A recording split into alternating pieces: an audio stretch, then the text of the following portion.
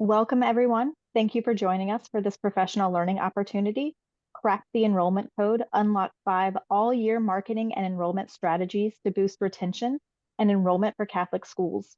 I am Bailey Cornelius, the Digital Project Coordinator at NCEA, and I will be facilitating this webinar today. A few housekeeping notes as people are joining. We are recording this session today. If you have questions during the presentation, feel free to use the Q&A window. We'll monitor any questions and try to answer them all in the allotted time. At the end of the session, I will share a link to the online survey in the chat and instructions on how to receive a certificate of completion for the webinar. Today's presenters are Rebecca Mendoza, Senior Director of Marketing, and Shana Abner, Associate Manager of Product Marketing. Before I turn it over to our presenters, let us begin in prayer. In the name of the Father, the Son, and the Holy Spirit. Father, thank you for all these men and women who have given their talents to educating our young people. Through the challenges they encounter each day, lead them to an ever deeper appreciation of the sacred duty to which you have called them. May they be people of integrity so that they can be witnesses as well as teachers. We pray that the schools they lead will become places where our young people can experience your love in their lives.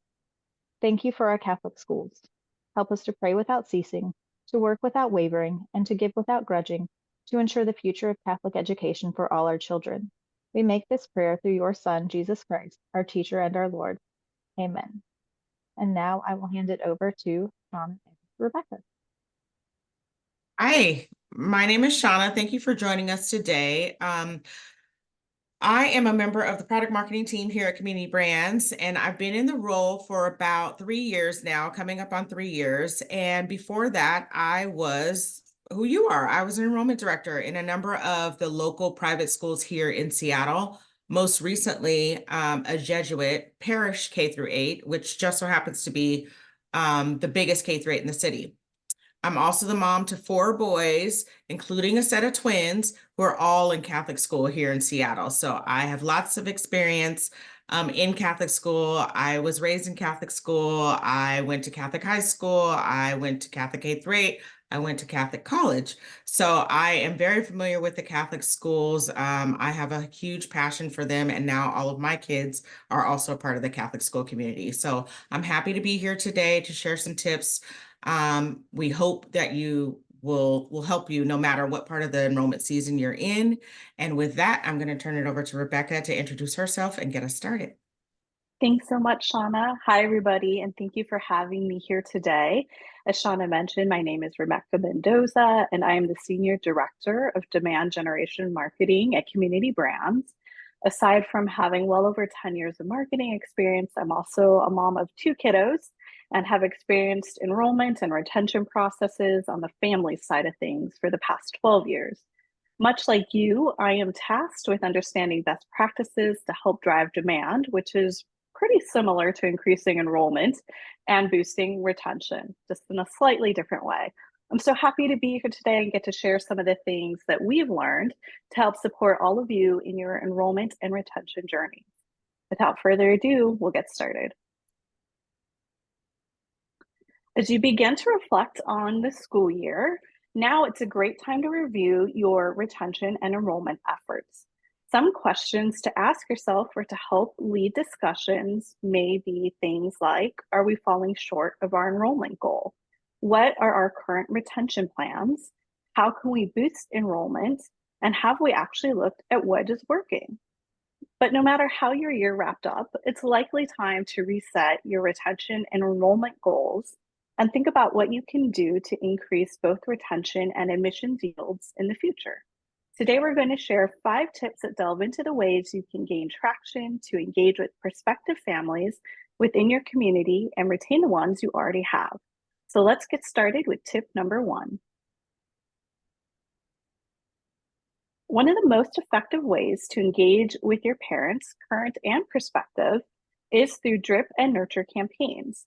It's likely that earlier in the year, you may have run an open house nurture campaign encouraging prospective families to come and visit your campus.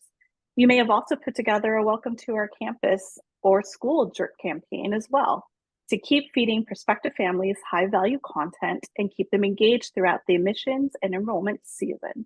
Similarly, a nurture campaign focused on re-enrollment, like reintroducing families to a primary point of contact, or gathering actionable insights from a family or guardian survey is a behavior-focused campaign that you may have run. Now is an excellent time to review those campaigns and give them a little tune. When we communicate with parents, it's good to understand how they think and what motivates them. It's a valuable opportunity to communicate with parents using a nurture or a drip campaign. You may be asking yourself, what can schools include in their drip campaigns? The answer to that is good content that meets your prospects where they are. For instance, you might include your school's blog posts in your drip campaigns. And actually, using this type of content is also a great way to measure clicks within the email to give you a better idea of engagement. Another idea is to use your drip campaign to provide compelling tidbits about your school's different extracurricular activities. Post a picture of the school band or a debate event or a sporting event. These are all superb ways to help prospects know more about your school. On the retention side of things, schools have found value in highlighting scholarship wins, achievement testing scores, and community events. These are all powerful ways to keep the conversations with families going. A thoughtfully designed and focused email drip campaign can be a useful complement to every school's enrollment and retention strategies. Your school will strengthen ties, boost engagement, and encourage conversions by personalizing messaging and adhering to the family journey while offering insightful material. Another key point to take into consideration is the way that your audiences make decisions and digest information. It's different for each audience type. If we're speaking solely about parent audiences and their segments, it's been found that 58% of millennial parents find information that's available to them to be very overwhelming compared to 46% of Gen Xers. Millennials are researchers. They are doing their due diligence to find out information on their own before asking someone. And with a computer in their pocket these days, they are able to easily access any information they need. So our job as marketers is to really understand how to make your messaging digestible and easy to comprehend. A great tip to take away is to take some time to look at your website content, your blogs, your social posts, and announcements. Is that information really lengthy? Is it in a digital format or is it in a printed piece of paper? Is the information value added to gain new enrollment? These are things that you can easily review post-webinar and see how well you are doing with them. Don't be afraid to ask for feedback from your parents to see if they do understand that information that you are providing to them. This will help you in going after new parents and keeping the current ones engaged. With these two as your primary target audiences, it's good to keep in mind that too many sources and resources to go through may lead them to stay with their current choice, as it may seem overwhelming or too complicated to move to a new choice. A great way that you can help really look at your workflows for your drip and nurture campaigns is by taking a look at your campaign workflows. At Community Brands, our Ravenna product has its own workflow platform where you can easily set up drip and nurture campaigns. Within the workflow, you can manage your contact list, content type, and behavior logic to create impactful campaigns. And if you'd like to know more about that, let us know in the chat. And now I want to break this up just a little bit and get into our first poll. So how often do you look at your school's website analytics? Take a moment here to answer the question, and then we'll discuss that in just a moment.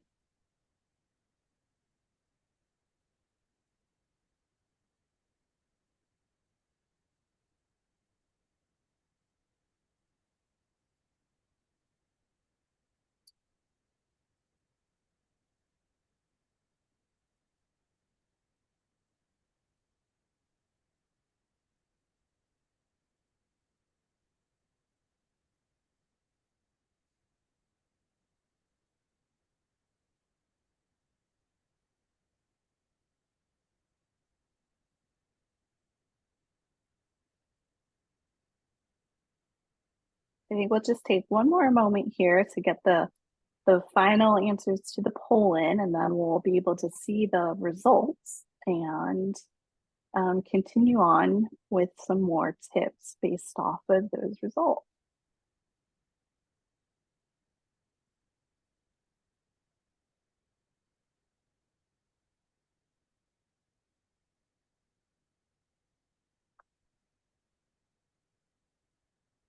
Wonderful. So according to our poll results here, it looks like there's kind of a split between a handful of you who are constantly monitoring and some of you who aren't monitoring and don't know how. But I think wherever you fall with the poll results, talking about our tip number 2 is going to help inform and drive that journey just a bit more. So tip number 2 is understanding your website for your school and its analytics. So earlier when we were discussing the power of drip campaigns, content and audience segmentation, we briefly touched on ways that you might measure engagement within those different channels. But did you know that an even more powerful method of engaging with prospects and families is your school's website? To understand how we can optimize that experience and more, we'll want to lean into using website analytics. Web tools, such as Google Analytics, are software that is designed to track, measure, and report on website activity, including site traffic, visitor source, and user clicks. Using website analytics tools help you to understand what's happening on your website and get more insights on what's working and what's not. In turn, you can use this insight to help optimize the user experience and to drive more engagement and conversions. Analytics help you to get a more complete understanding of how your customers engage with your school so you can deliver better experiences and drive results. The great thing about Google Analytics is it's a free tool. So when you go to use it, it creates a low barrier for entrance, and you don't have to be worried about finding new budget to use the tool to help see what's going on with your website analytics. A couple of key things to look at are what pages people are landing on. Is that your home page? Do they spend the most time there, or is it maybe on your About Us page? Once you know, you can ensure that you are finding the most important information to present to those audiences and putting them on the pages that are viewed most often. Another thing to consider is that you want to put the answers to any potential questions they may have on the pages that are getting the most views. Another thing to look at is how long they stay on that page. Are they actively engaged? Are they really reading the content that you have placed there? And the flip side of how long people are staying on a page is the bounce rate, which means how quickly are they leaving the page. If your bounce rates are particularly high, that's definitely something that you want to look at to see where on the page they are leaving. Is it because you don't have the right content? Is it maybe because the content on your page is too long? All of these things are some ideas to keep in mind when you start looking at Google Analytics or analytics in general for your website.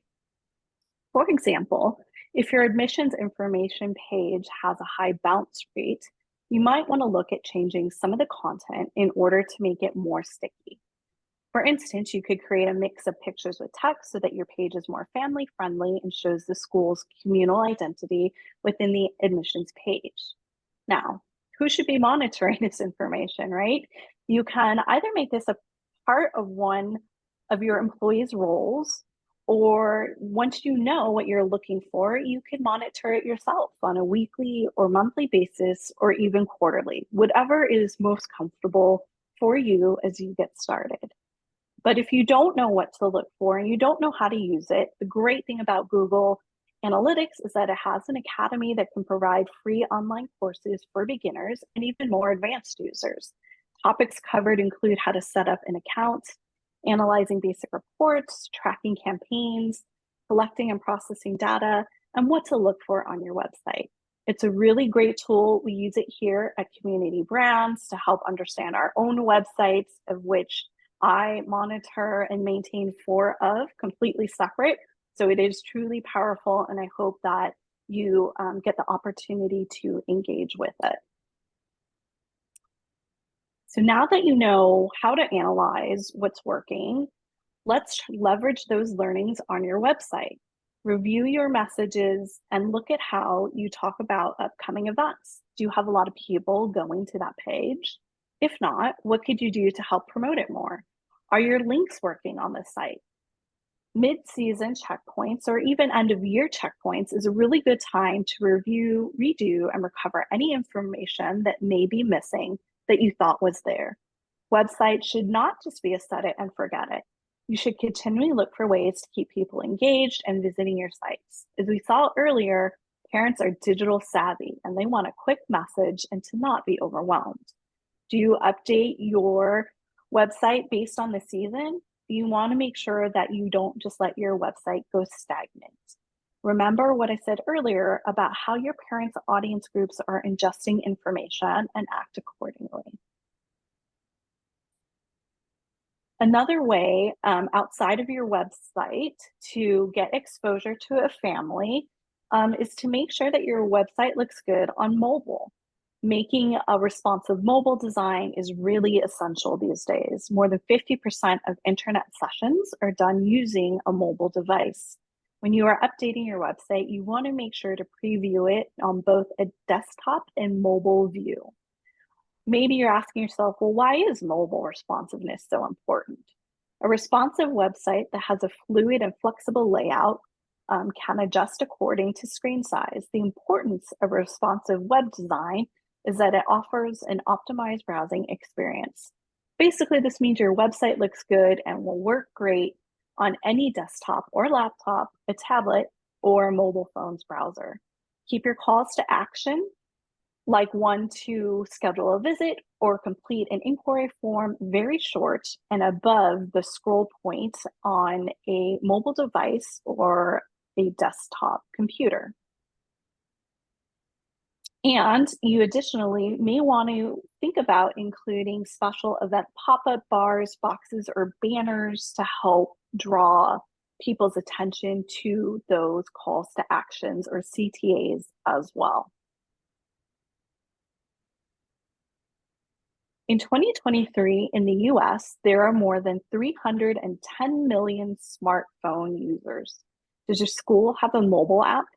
A school app is a great way to promote clear communication between your school and your parents. We know that parents are busy people and they don't always have time to call in if their child is going to be absent or late. So another great way to engage with your parents and help boost retention and make enrollment even more attractive is to give your parents an easy way to communicate with the school and to take any of their perceived inconvenience out of it. Using a school app like the one created by Parent Apps gives your parents more control and convenience in their child's education as well as their communications with your school. All parents are contactable via the school app, even if they don't have it downloaded, meaning no one misses out on the communication channel or feels isolated. If you have one already, tell people about it on your website. This gives those looking to enroll in your school another data point to consider, as they see communication is an important tool to your school and families in more than one way. And if you don't have a mobile app, drop us a note in the chat and we will be happy to send you some information on our Parent App School app. Switching gears again, we've got another poll for you all to consider. So take a moment here to review the question and to answer it, and then we will go forward from there.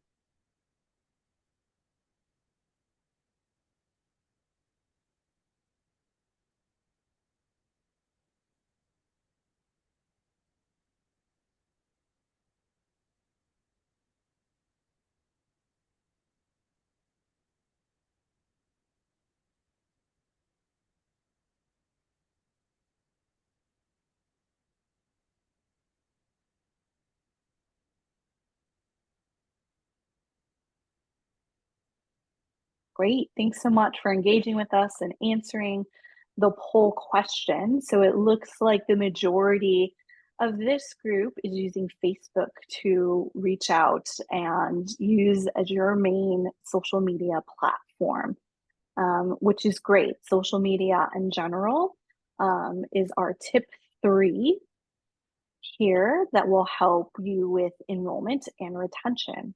So communication methods and channels are the vessels you use to get your messaging in front of families.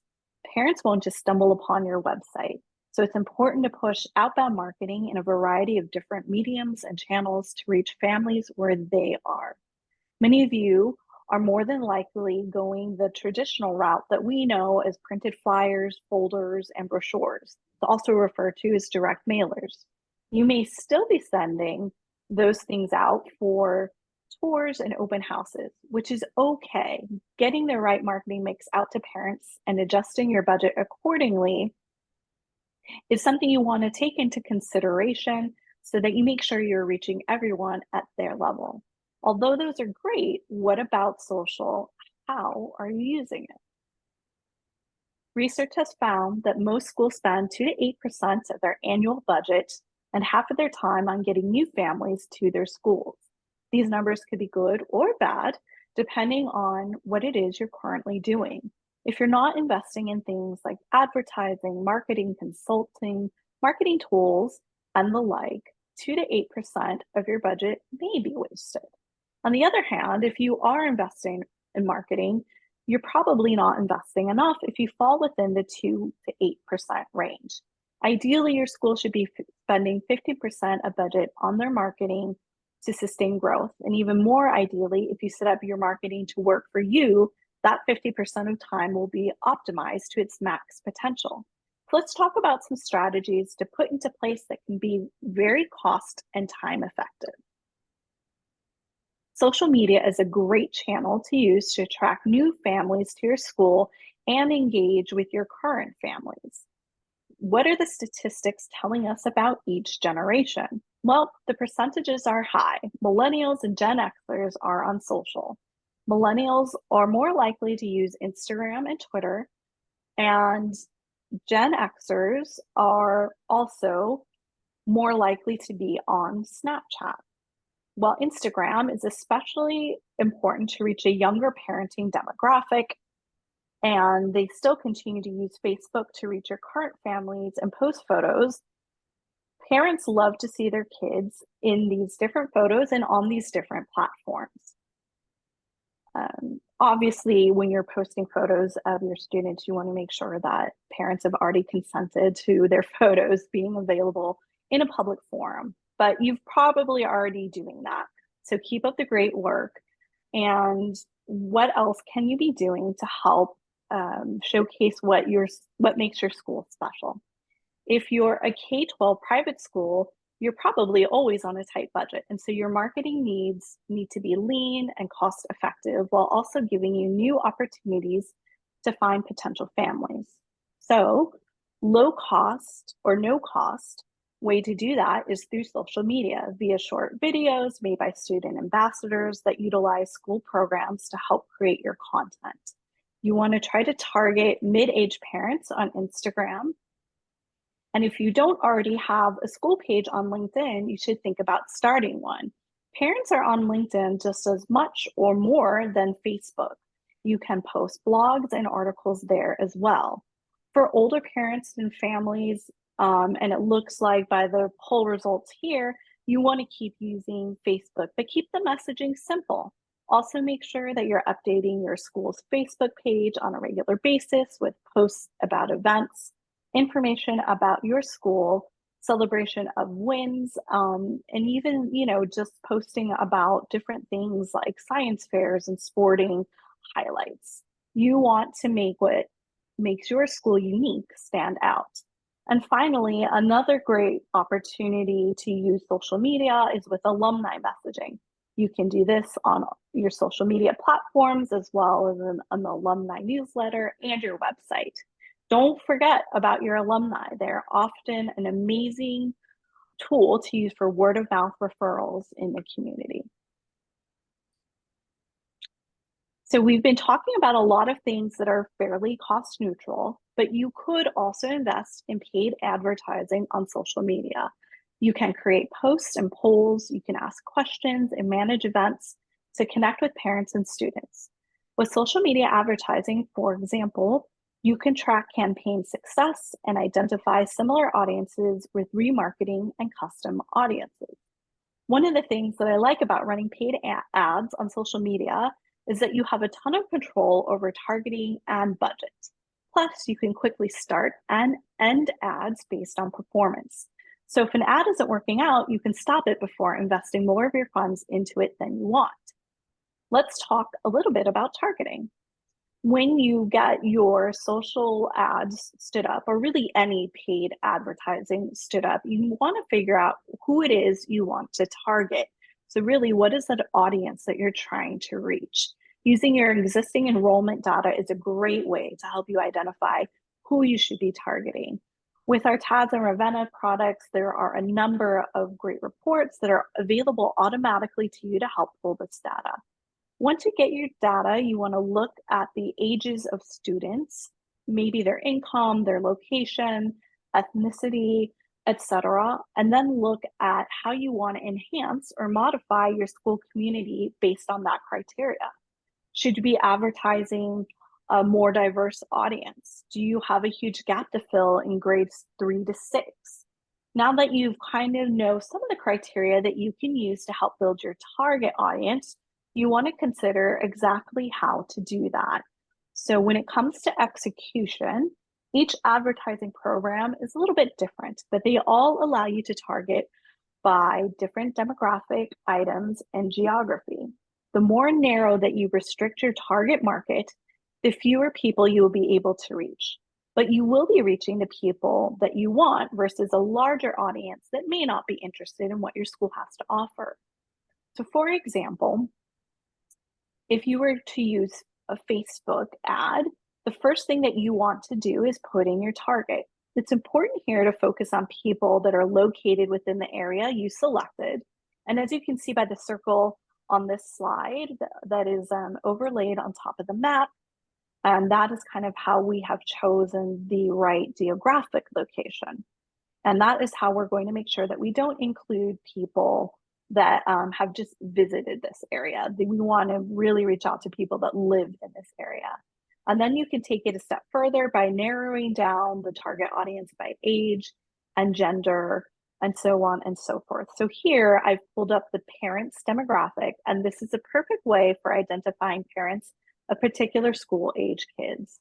Once you have your targeting set up, you can also set your budget and your runtime. So that is how much you want to spend and for how long you want to run your campaign for. Again, what's great about digital ads is that you can constantly watch their performance and tweak or end them whenever you want. There are several how-tos and guides on advertising, which you can easily look up just doing a quick search on Google or even in YouTube, and it'll give you plenty of tutorials to get started. But Facebook itself is pretty self-explanatory and intuitive, so it's a wonderful tool to get started in as well. Social media is less invasive than email and text message, and it does reach a much broader audience without risking unsubscribes and brand reputation. However, to leverage social media successfully, you'll need to do some of the following. You want to continuously promote social media pages to your families via other methods of communication like email and on your website. Maybe you want to provide an incentive and hold a drawing for new families and members of your community who follow your social media pages. Refrain from just posting about fundraising and event information or asking from donations. This is your opportunity to showcase your school and mix in resources your families in your community will engage with and find useful, even if they're unrelated to your school directly. Give your students, faculty, and alumni a voice. Allow and encourage them to speak to their experience with your school and promote on social media via videos or written requests. These are some of the biggest advocates you have for your school. Show your community how impactful your school is, and you can measure your success through the likes, shares, comments, and general engagement on any social media platform. Parents want to know how your school connects with their students and the community as a whole. So sharing content of classrooms, teachers, and students, along with timely school event posts, will aid you in connecting to parents. They want to be able to picture their child doing these activities and having fun with friends while in an enriching environment. Optimize the way you use certain channels. So it doesn't have to be cookie cutter for each channel that you use. You can definitely focus on more than one thing based on the channel that you're using. So maybe on your LinkedIn, you want to focus more on academics, science fairs, debate competitions, things of that nature. But on your Instagram, you want to post things about pep rallies, sporting events, art shows, and other extracurricular activities where you want to get more attention from parents and students. So really lean into some of the data that you have at your fingertips and what you're finding, and don't be afraid to mix up the content type and focus on the different platforms that you have for your school.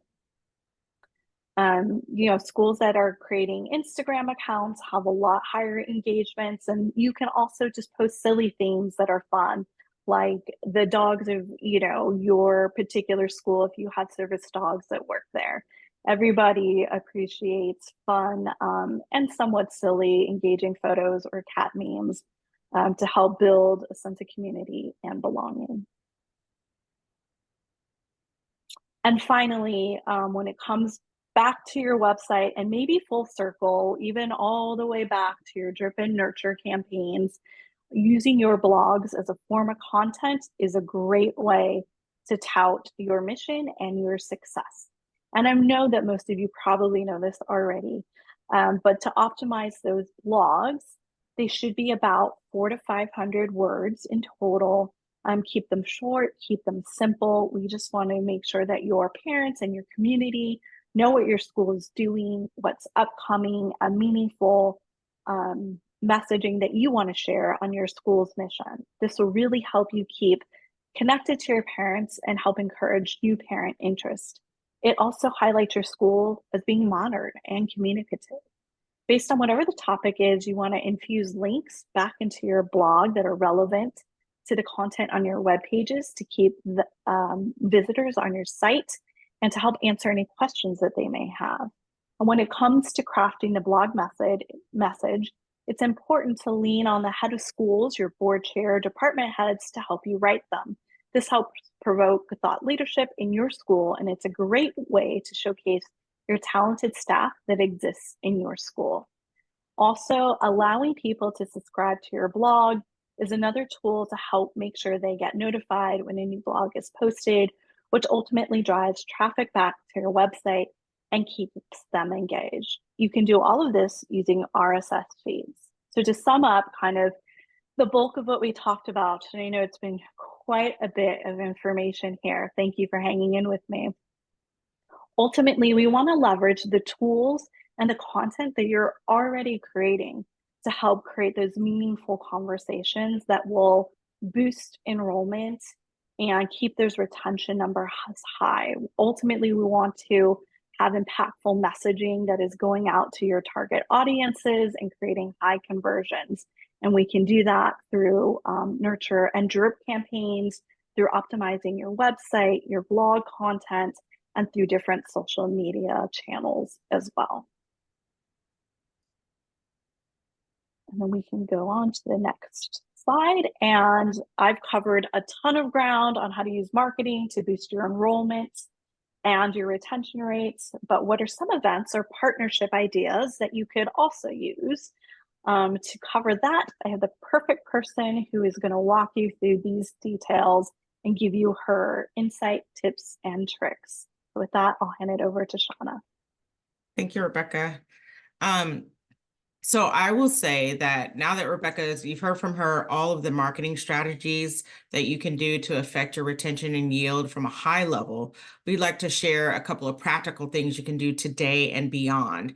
And I will say that, the information about your website and your blog, these are such great tips that we're going to dig into a little bit more and show you some examples of how some schools kind of do that for you. So Both tips 2 and 3 were about using your website and your blog, and those are both ways that you can connect with new and returning families. To do that in a real life way, you want to develop really engaging and informative content that will create an emotional connection to your school. You can use your website, like Rebecca said. You could use podcasts. I know a lot of schools are starting to delve into the podcast arena. And I have a couple examples here. Or you can use blogs, all of it to help draw prospective families in and remind your current families why they chose you and why they continue to choose your school. You want to make sure to showcase things that are unique to your school or important trends or topics that prospective families and current families might find helpful. We call this storytelling. Using testimonials, student profiles, and alumni success stories, families can connect with your school's mission and values and your culture on a deeper level, which can resonate with their aspirations and desires for their children's education. They can kind of see themselves, like Rebecca said, on your campus as a part of your community. So if we look at the examples above, we have schools that are showcasing their outdoor programs, their math programs, their alumni success, and links to their podcasts, all to showcase what they can offer a prospective family and the best parts of being in the current community to current families. As for personalizing messaging, I've seen schools send targeted emails to families with particular interests. For example, if a family shows particular interest in math, sending a reminder email about deadlines or upcoming events with a did you know message about the math program or math spotlight, like you see here on Ramona Convent. That would be really smart. So they are sending out or have information highlighting their most recent geometry math event that they had. So just including that in an email to families with the reminders, right, about the deadlines that are coming up, or if there are more tours that are scheduled or whatever you're sending families reminders about, also include just these little nuggets about little things that are going on in your campus that might be of interest to families. In my time as an enrollment director, my office would be sure to send at least 3 emails to each family throughout the admission season, showcasing either upcoming events or particular academic department highlights, or pointing them to our blog or podcast. And it was all tailored to the prospective family and students' interests. Of course, this can take a little extra doing in that we would make special notes in each applicant's file with their interests so we could follow up later. But there were so many opportunities for us to capture their interests that it became fairly routine for us. And to take it a step further, in terms of personalization, here in Seattle, it's pretty much table stakes to send every accepted student a personalized gift from the school in a cute little box with a personal handwritten message. All the schools here in Seattle do it, and you know when it's happening. All the kiddos are on social media posting their little gifts from each school. They got this box or this balloon or this sign from the schools when they were accepted. So pretty much here in Seattle, most of the schools send something to the students when they're accepted, and it goes a long way, right, to put it onto your social media and just have, it's fun, it's cute. The families love sharing what the schools sent to them. And all of this is to say, we just want us to tailor the messages and activities to resonate with various audiences and address their specific needs and concerns. All right. So tip number 5 is one that I love talking about the most, and it's incentives. And believe it or not, there's some that won't cost you a dime. So incentives can be an important tool in your toolbox for both converting accepted students to enrolled students and retaining current students. It's mostly a matter of how you position or market the incentive. Families always appreciate that little extra, right? And it might be just what gets them over the hump of either choosing your school or staying at your school. And incentives can be anything from scholarships to sibling discounts, to recognition awards, or even special events. Making scholarships a part of your financial aid program is a smart way to target those families that may not be eligible for traditional financial aid. At one of my schools, we had scholarships for kiddos who were interested in the arts or had a particular interest in science. And even just a head scholarship that we could award to whoever we wanted to award it to. The one good thing about scholarships is that they can be structured in a number of ways. You can have named scholarships where people actually donate funds to a particular scholarship to be used for students that fit into a certain parameter or a certain box, right? Or you can have scholarships that you can use as tuition discounts.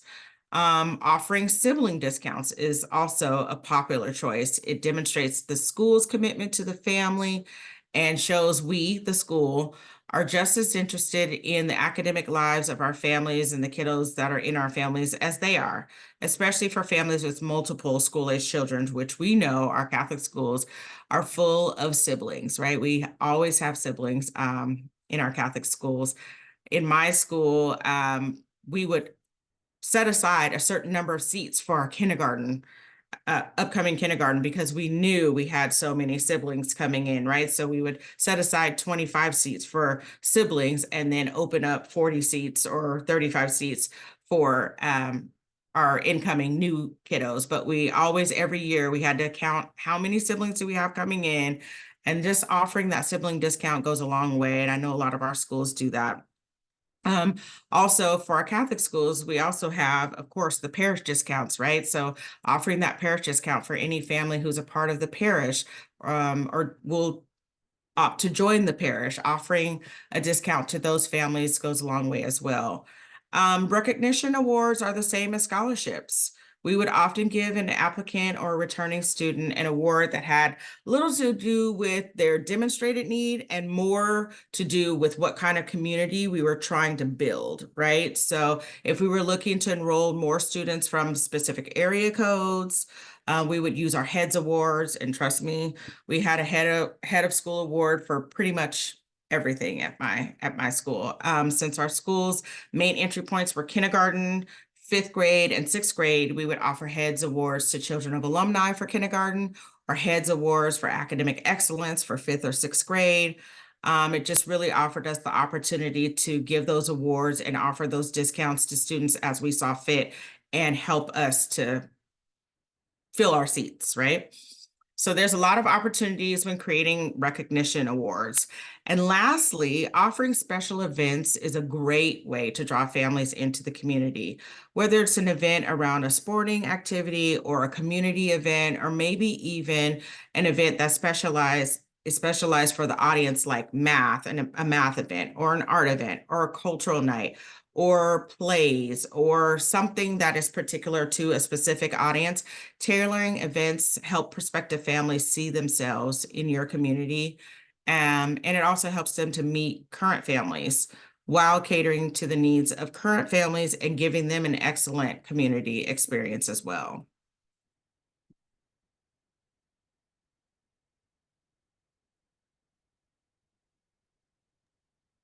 Great. Thanks, Shana, for the recap there on those 2 tips. We have shared quite a lot of information with the group today. And I know it's a lot to ingest, but maybe tip number 1 for the takeaways is don't try to do it all at once. Maybe we'll take small bites and then you'll get the whole meal there.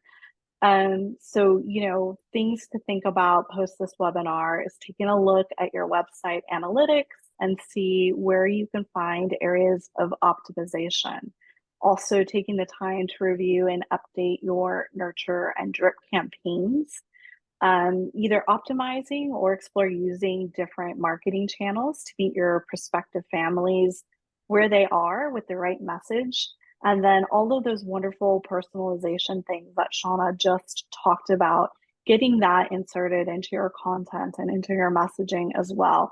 Those are really the key things that you can implement here pretty quickly to help really boost the enrollment and your overall enrollment with new families, and really increase your retention rates as well. I mean, all in all, it's great news, right? I know it's a lot that we've covered, but your efforts, the things that you implement today, they will help you reach more parents and more prospective students. And, when it's time to enroll all of those new students, maybe you have learned something today with some of the software that I mentioned that we have, and you want to explore the ways that you can enhance operational efficiency, improve your data management, and also support your educational mission.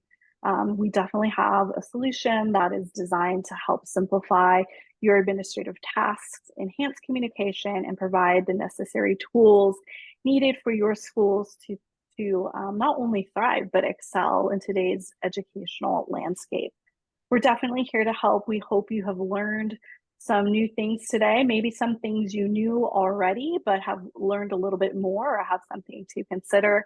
And hopefully everyone learned something new as well, but we're definitely here to help. We want to support your mission in any way that we can. So thank you all so much for your time today. Shana and I definitely appreciate the time that you have given us. And we hope you find a takeaway that you can implement right away. And Rebecca and Shana, we did have one question from Viviana. Where can we find the workflow feature on Ravenna? Yes, if you have workflows, under all applicants, you will go to tools and then it's in the drop down. It's the last option in the drop down, and it just says workflows. It's under, I think, like email communication. It's right in it's under tools, part of the drop down. And then another question just came in. If I can't do all the types of marketing you have suggested today, are there one or two things you recommend focusing on and getting really good at before adding to the marketing mix? Sure, that's a really great question. So I think I'll give my thoughts on that and then I'll kick it over to Shana too, but I think we might say almost the same thing. I think really understanding your content and like really getting great at making it concise, simple to understand, dialing in your messaging and that personalization, that for sure will help you across all of your channels, whatever you decide to use, whether it's website, email, social, like really dialing in that content would be one big takeaway. And then I think the other thing, what is tried and true is really those email and drip campaigns. And while the website and social is wonderful and it's add-on and it gives you that richness of like full marketing campaigns and strategies, you don't really have to, I mean, you're kind of a marketing no-no, but you don't really have to have those things to have impactful email campaigns, whether those are drip or nurture. So like drip is that constant stream of content that like makes sure that we're reaching the right people with personalized messaging. And then, with your nurture campaigns, that's us trying to drive a certain behavior. So if you want that behavior to be enrollment, if you want it to be re-enrollment, for example, getting that content again tight, getting that email flow right. I think those are like the two biggest things to take away, to implement right away. That is low cost, easy to do, and probably is going to have the biggest impact. But I'll kick it over to Shana too to let her weigh in on it as well. No, I agree with you. I think that those are really important. And before you can start with any of that, just understanding your own value props and who you are and what story you're trying to tell is super important. Once you have the foundation, which is what does make us different from other folks, what are we going to focus on in our marketing, then you can go to all the platforms, the website, the social, and you're telling a consistent, really a story that spans all of the marketing avenues that you have, right? As long as the messaging and the value props are there, I think you're okay. I would say focus on your website, because it really is the first place that a parent will go to figure out who you are. So as long as your website is clearly and accurately portraying who you want your school to be or what you think your school is, I think you're on the right path. So yes, for sure. Content, your value message, your website, very important.